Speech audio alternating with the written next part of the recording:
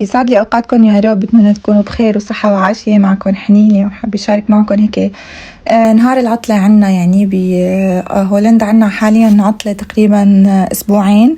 هلأ إذا الله راد خلصت تقريبا، يعني التنين عنا دوام نحنا بهولندا. كل مقاطعة يعني كل كذا مقاطعة بيعطلوا سوا.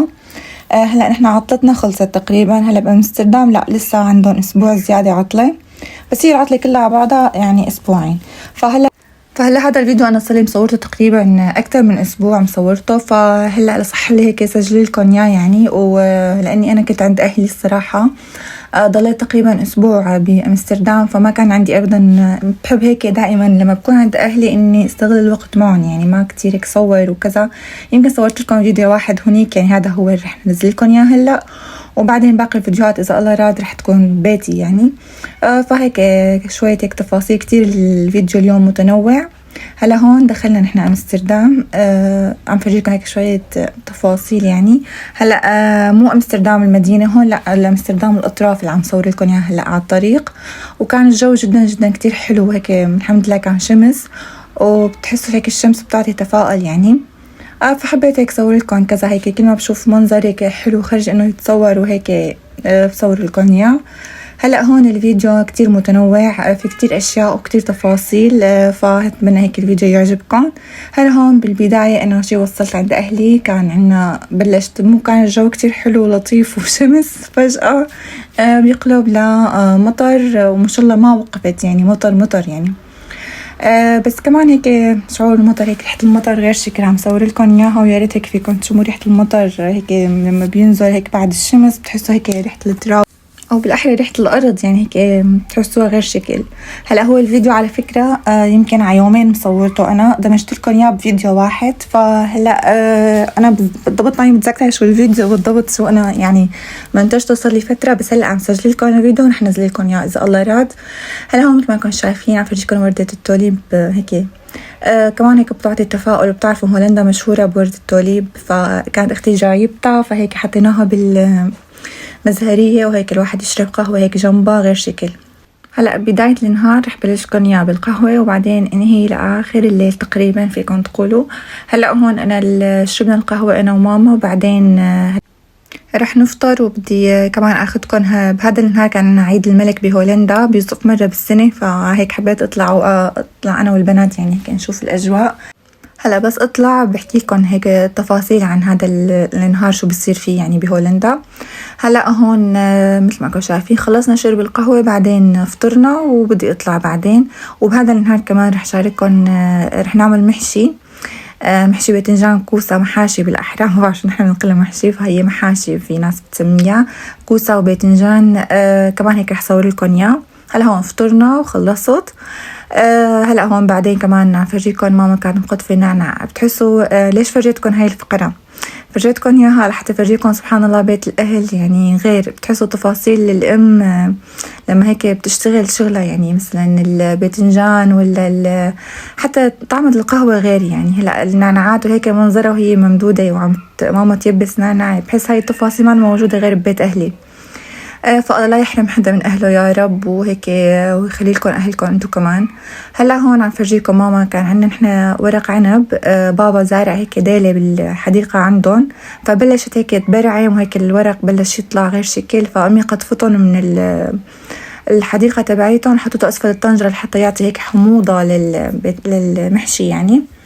هلا هون بنتي بتعرفوا بنتي غزل كتير بتحب تتفرج على الواحد وهو عم يطبخ يعني. هون قعدت مع ماما. بعد طبعا ماما حفرت المحشي اللي عفوا الكوسة والباذنجان قبل بنهار، نحن بنحفره، وبعدين تاني نهار يعني بنحشيه وبنحطه على النار، بصير أسهل يعني علينا. هون عم فرجيكم الباذنجانات ما أصغرهم كتير بشهوا يعني. عندي هون جنب بيتي محل سوري ببيع باذنجان وكوسة هيك، دائما بينزل صغار، فهيك دائما كل ما بروح عند أهلي باخذ لهيك شوي سحارة كوسة وباذنجان يعني. حتى هيك بتعرفوا المحشي طيب بالجمعة أكتر من إنه هيك الواحد يعمله لحاله. هون عم فرجيكم ماما عم تحشي لي الباذنجانات والكوسة. هلا بعدها بس حطيته على النار هي يعني ماما شو اسمه طلعنا برا البيت، يعني عم صور لكم. طلعنا أنا وماسا وغزل، فهيك حبيت فرجيكم التفاصيل بعيد الملك بهولندا. يعني هو مثل ما قلت لكم بيصف مرة بالسنة. أغلب العالم بتحط هيك الأشياء المستعملة اللي عندها، يعني مثلا تياب، فيكن ألعاب، أغلبها كمان في كتير ناس بتبيع ألعاب ولادها مثلا اللي يعني منيحة، يعني ما أنا خربانة، وبنفس الوقت الطفل مل منها فهني بيجددوا مثلا. هلا هون عم فرجيكم هاي الحديقة، هي جنب بيت أهلي. هون حاطين هيك بسطة مثل ما بنسميها نحن بالعربي، يعني بسطة. بحطوا أغراضهم، بجيبوا الكرسي معهم وبيقعدوا. في ناس بتجيب سياراتها كمان بتحط الأغراض بالسيارة. بيبيعوا شو ما يخطر على بالكم، يعني ما في شيء معين. بهذا النهار مسموح، أما بغير الأيام ما مسموح مثلا واحد يحط أغراضه ويبيع يعني. فهلا هون مثل ما كنتم شايفين ما شاء الله كان ازدحام فظيع، ومنه اصلا يعني ليش هيك زحمه؟ لانه اصلا كان سبت، يعني يوم عطله، هيك العالم معطله، وهيك العالم بنهار العطله بتطلع، وبالاحرى كمان الناس معطله كمان بعطله باساس ما في مدارس، فهيك بتحسوا صار زحمه بزياده عن الايام العاديه. أهلا هون مثل ما كنتم شايفين عم صور لكم العالم وهيك بالحديقة. في ناس بالحديقة، في ناس بالشوارع، يعني على الشارع العام، يعني إنه هلا فرجيكم يعني على الرصيف تبعيت الشارع. هون في ناس هيك عم فرجيكم، ناس عم تبيع تياب وأحذية وقصص أطفال، ومثل ما قلت لكم كل شي أغراض عندها مستعملة، قابلة إنه مثل إعادة تدوير بالأحرى. يعني مثلا عندنا هون كمان في سكن هاند نسميه نحنا. كمان هون بيبيعوا كمان أغراض مستعملة، ولكن بهذا النهار كله برا بحطوا أغراضهم وبأسعار جدا جدا رمزية، يعني كتير هيك سعر يعني ما كتير غالي أبدا. مثلا يعني الألعاب كلها عبارة عن 50 سنت 30 سنت يورو حسب يعني اللعبة. كمان التياب كلها شي 5 يورو شي 4 يورو. كمان على فكرة مو بس الناس اللي بتبيع يعني برا، يعني مثلا إنه بحطوا أغراضهم وبيبيعوا، لا كمان بالمحلات بيعملوا تخفيضات كتير كبيرة. مثلا كله أغلبه مثلا ماركات، ومثلا بيكون حقه 40 بصير مثلا 10 أو 5. فهيك واحد بيستغل هيك الأجواء. وأحيانا مثلا حلو الواحد إنه شيء أنت ما الواحد ما بعاسته فبيبيعه، يعني ليش لا، حلوة الفكرة يعني. هلا هون عم فرجيكم القسم الثاني من يعني الناس اللي عم تحط أغراضها على الرصيف كمان. بس هون حبيت فرجيكم النهر هون كتير حلو على الطريق، يعني هيك حبيت فرجيكم المنظر كان جدا جميل. والحمد لله كان على فكرة بالبداية مثل ما فرجيتكم الصبح كان مطر ما شاء الله ما وقفت، والعالم تشائمت يعني. أغلب الناس حرام بدها تبيع أغراضها برا وهيك، ف بالبداية هيك الواحد صابه إحباط يعني، بس بعدين الحمد لله رب العالمين صار هيك شوية بين غيم وشمس، شمس وغيم يعني. صار الجو منيح، يعني خرج الواحد هيك يطلع.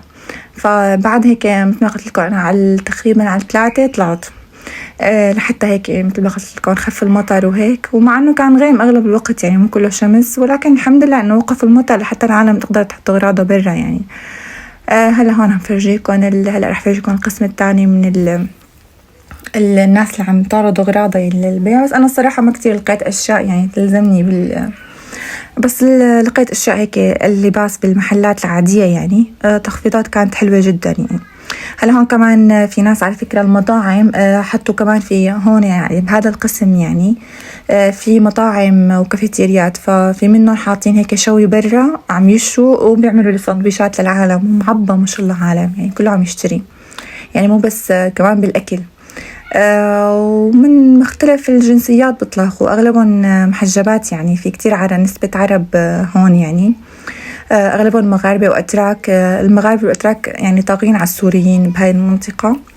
مثل ما كنتم شايفين فرجيكم أنا ليكو كلهم أغلبهم يعني مسلمين، أغلبهم محجبين النسوان. هلا هون تقريبا هلا دقيقتين وبتخلص فقرة هيك السوق عفوا عيد الملك عنا بهولندا. صورت لكم عن فيديو شورت هيك بسيط يعني لحتى هيك تاخدوا فكرة عنه، بس بيضل هيك الفيديو الأساسي يعني غير لما تنزلوه هيك مدة دقيقة مو أكتر. يعني اللي بتعرف الشورت بالقناة مدته دقيقة ما بتتجاوز أكتر.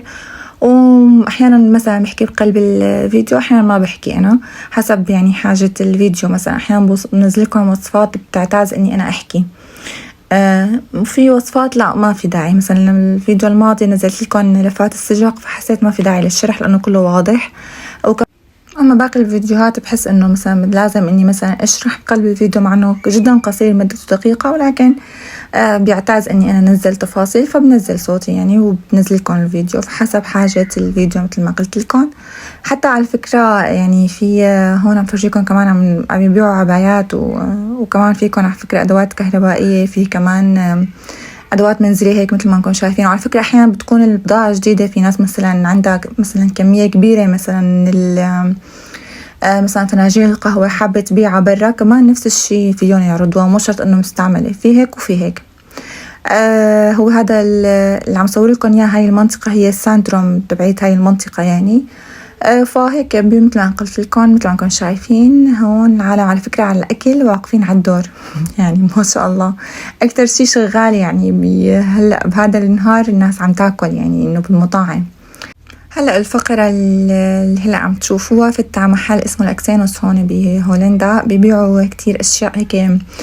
أول هون أكتر شي بيبيعوا الأساسي يعني المحل هو بيبيع أدوات منزلية مثلا مثل الديكور أكتر شي، ولكن عندهم قسم كبير للمأكولات الآسيوية والأشياء الغريبة يعني بتحسوا ما كتير موجودة، والأكل الآسيوي كمان على فكرة موجود. وفي كتير أشياء بتلاقوها ما بتلاقوها بالمحلات العادية بتلاقوها هون بتشتغل اختيارنا.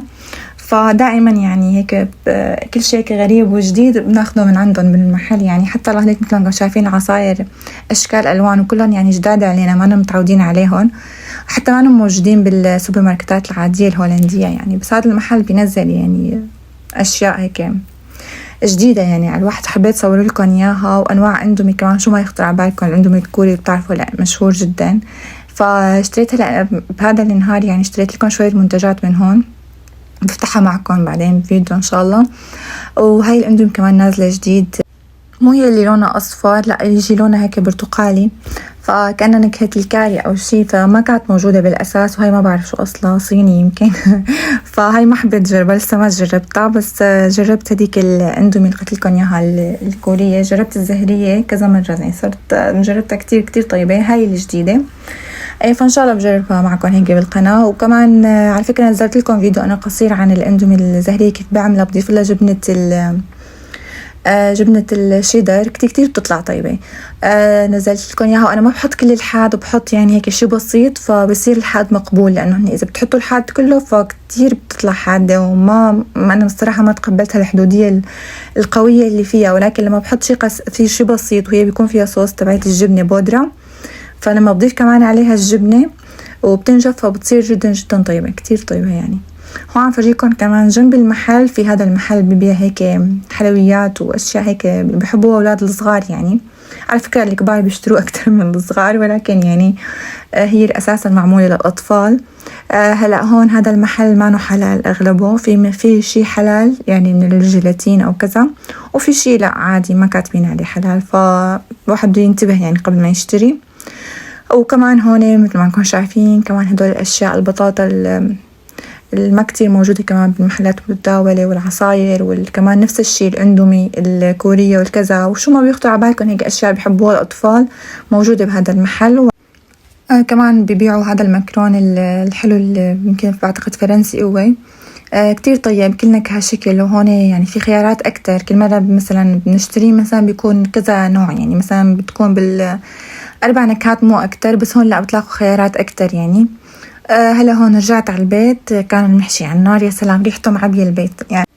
وبالذات الواحد لما يطلع هيك بيجوع أكتر يعني. ما أكلت شيء هناك، مع إنه كتير كان في خيارات سندويشات وكذا طيبة يعني، بس ولكن ما أكلت شيء لأنه أنا ناطرة المحشي يعني. فهيك مثل ما انكم شايفين استوى هون المحشي، يا سلام غير شكل. ما في أوصف لكم النكهة قد طلعت. بالنسبة للطريقة ما صورت لكم إياها، أولا لحتى ما يطول الفيديو، ثانيا لأنه موجود عندي بالقناة أنا وماما بنعمله نفس الطريقة. وأكتر شي بحب المحشي هو البطاطا، يمكن تستغربوا نحن بنحشي بطاطا وبندورة وفلفل، بحبهم أكتر من الباذنجان والكوسة يعني. هلا هون عم فرجيكم ورقات العنب اللي هيك بلشوا هيك يطلعوا، بلشت هيك أجواء الصيف يعني الحمد لله. وهيك حتى العنب عم يبرعم، فهيك لما حطيناه أسفل الطنجرة عطى هيك حموضة كتير طيبة للمحشي. بكرة بالصيف هيك الحديقة تحت بتتعبى ورد، وكمان في شجرة تفاح بتطلع غير شكل ما شاء الله، القاعدة فيها الحمد لله كتير حلوة. الله يعطيه العافية. بابا هيك بيحب يشتغل كتير بالزرع وما شاء الله بينجح معه. حتى الزرع عندي بالبيت يعني حتى هيك زرايع بيتوتية يعني خرج انه تنحط بالبيت، يعني معنا داخلية بالاحرى ما خارجية. فكل النصايح باخدها منه يعني. وبكره ان شاء الله بالصيف فرجيكم الحديقة كيف بتصير غير شكل. هون الحمام بضل ما شاء الله عند البرندة عند اهلي، حتى بيعملوا عش يعني وهيك. فحبيت فرجيكم هيك منظر الحمامة ما احلاها يعني. وهيك كان فيديو اليوم. اشوفكم ان شاء الله بالفيديوهات الجاي، وبتمنى هيك تدعموا لي الفيديو لحتى يرتفع، يعني تحطوا لي اعجاب وتعليق حلو مثلكم. بشوفكم ان شاء الله بالفيديو الجاي.